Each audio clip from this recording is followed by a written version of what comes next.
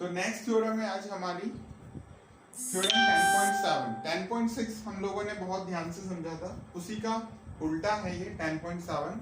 अगर 10.6 आपने ध्यान से समझी है तो थ्योरम 10.7 बहुत बहुत इजी है आपके लिए, ठीक है, क्योंकि 10.6 का ही उल्टा हमें यहाँ पे करना है। तो हम रीड करते हैं, कोड of a circle which are equidistant from the centre are equal. यानी कि जो कोड्स हैं, जैसे हमारे पास में दो कोड है यहाँ पे ए बी और सी डी, बहुत ध्यान से समझना है क्या रहा है। दो कोड्स अगर इक्वी डिस्टेंस है सेंटर से, यानी कि ओ एम के बराबर ओ एल है, तो ये कोड्स भी क्या होंगी, बराबर होंगी, ठीक है। थ्योरम 10.6 में हमने समझा था कि दोनों कोड्स बराबर हैं तो ये इक्वी डिस्टेंट होंगी। अब इसका उल्टा है, अगर ये इक्वी डिस्टेंट है तो ये कोड्स भी क्या होंगी, बराबर होंगी। तो फिर से हमें एक छोटा सा कंस्ट्रक्शन कर लेना है। हमें क्या करना है, ज्वाइन कर लेना है सी को ओ से और ए को भी ओ से। तो मैं यहाँ पे लिख देता हूं कंस्ट्रक्शन के अंदर,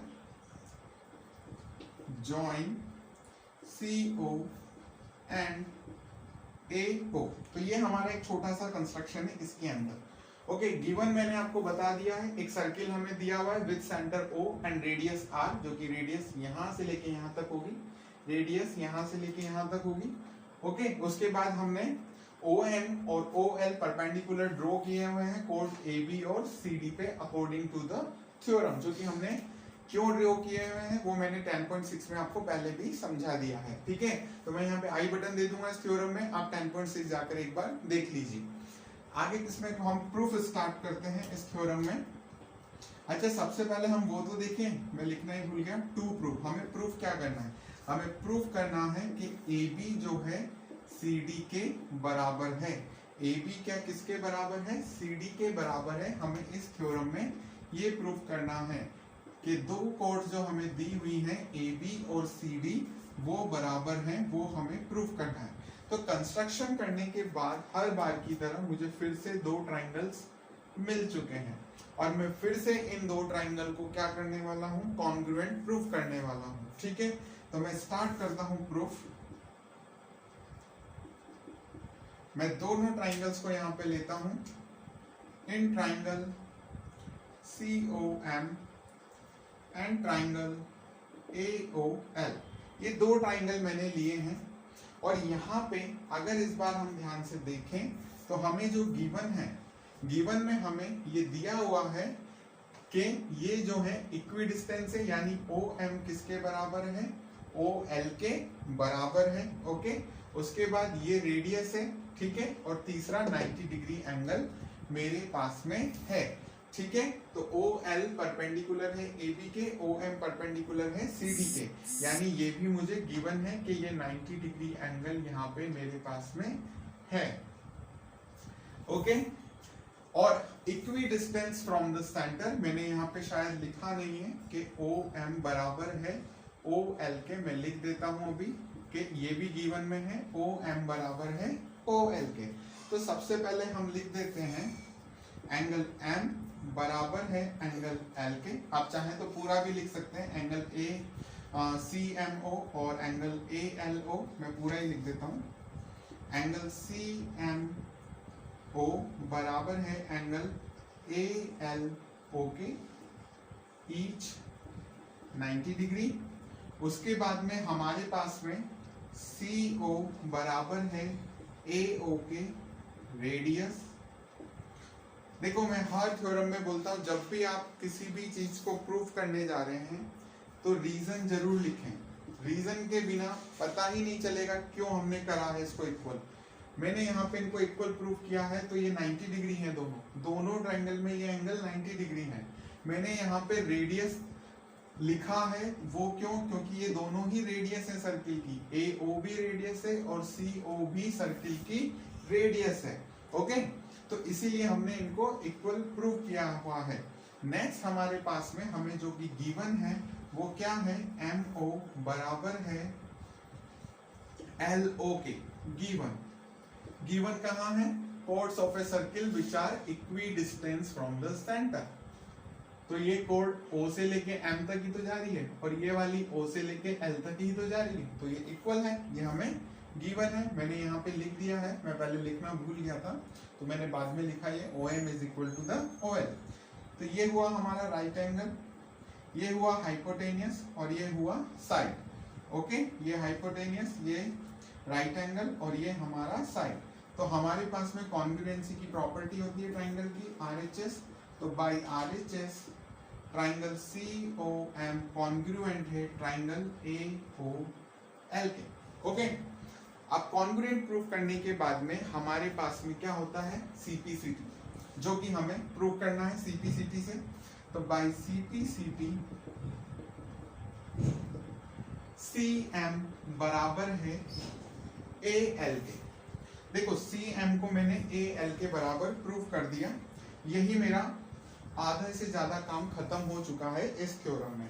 अब कुछ चीजें जो हमें समझनी है वो ये है कि थ्योरम 10.3 पे हम वापस जाएंगे क्योंकि हमें वहीं से यहाँ इस थ्योरम को प्रूव करने का क्लू मिलेगा। देखो CM बराबर है AL के, ये काम मैं कर चुका हूँ, ठीक है।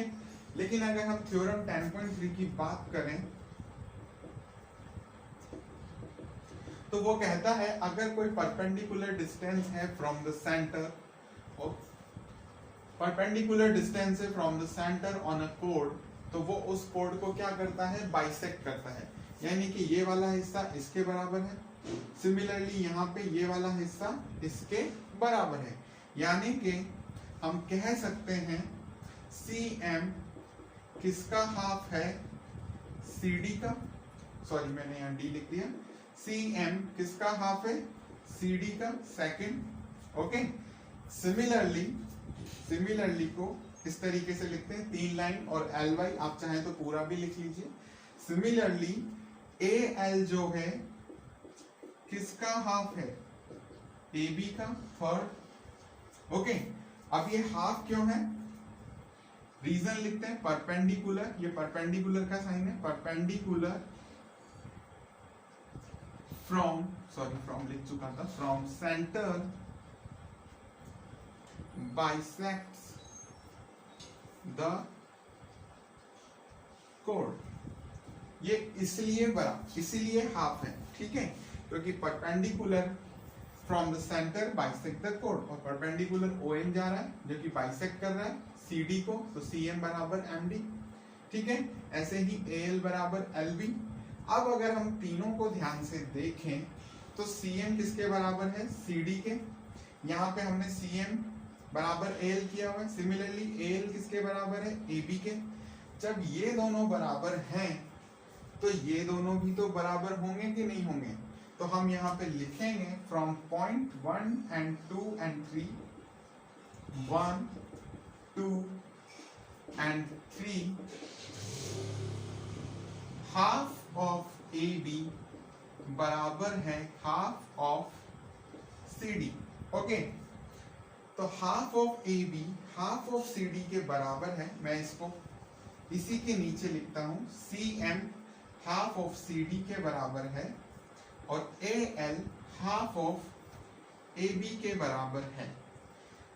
तो हाफ ऑफ CD जब हाफ ऑफ AB के बराबर है तो पूरा CD पूरा AB के बराबर होगा, या हम इसको हाफ को यहां से कट करें, हाफ को यहां से कट करें, दोनों इक्वल में है, तो CD मैं यहां लिखता हूं, CD किसके बराबर हो गया है AB के, यानी कि CD हमारी कोड थी, AB भी हमारी कोड है, और CD किसके बराबर हो गया है AB के बराबर हो गया है। दूसरा मेथड में इसको करने का और बता दूं, कुछ बच्चे सोच रहे होंगे डायरेक्ट ही कट कर दिया, वैसे आप कर सकते हैं।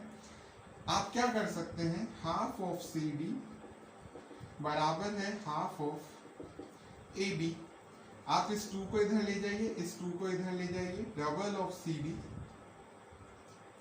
And double of AB। अब तो आप लोगों को इजी लगा होगा, क्योंकि कई बच्चे हाफ हाफ को कट करना नहीं उन्होंने देखा है, डायरेक्ट नंबर्स को कट करना तो उन्होंने देखा हुआ है। तो CD किसके बराबर हो गया है AB के बराबर हो गया है। तो आई थिंक ये चीज भी क्लियर होगी, यहाँ से ही आप समझें, क्योंकि ये तो बहुत बच्चे वाली चीज हो गई है समझने में, तो आशा करता हूँ आपको यहीं से समझ में आ गया होगा। तो ये हमारी थ्योरम थी, थ्योरम 10.7, जिसमें हमें कहा गया था अगर दो कोड सेंटर से इक्वी डिस्टेंस पे हैं, तो वो कोड्स आपस में क्या होंगी, इक्वल होंगी। ठीक है, वो कोड्स आपस में इक्वल हम प्रूव कर चुके हैं, CD इज इक्वल है AB के। और इसमें थ्योरम 10.3 का बहुत बड़ा रोल प्ले हो रहा है, 10.6 में भी हुआ था, 10.7 में भी हुआ था। तो हमें सारी थ्योरम ध्यान से समझनी है। मैंने थ्योरम 10.1 से सारे वीडियोस बनाए हुए हैं, अगर आपने डायरेक्ट आज ही ये थ्योरम देखी है तो please go back and watch the theorem 10.1 and please do not forget to like, share and subscribe my channel. Thank you class.